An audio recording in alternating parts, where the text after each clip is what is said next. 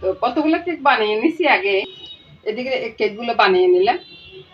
ছোট্ট ফাইফেল তো আমাদের একটু হইতে একটু সমস্যা হয় আর কি। আর এদিকে বন্ধুরা চিকেনটা ভিজিয়ে রাখছি। কি কি মশলা দিয়ে ভিজিয়ে রেখেছি বন্ধুরা ওইটা আমি লিখে দিব আর কি, আর মুখে বললাম না। আর চিকেনটা হবে সকালবেলা রুটির সাথে খাওয়ার জন্য। জল থেকে উঠিয়ে নিলাম বুঝতে বন্ধুরা। এটা কিন্তু ওই যে মশলার জল দিয়ে ভিজেছি না, ওই জল থেকে তুলে নিলাম।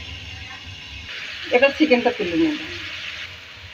এখানে বন্ধুরা আর কোনো মশলাই পড়বে না। চিকেনটা তুলে নিলাম বন্ধুরা এরকম ভাজা হওয়ার পর।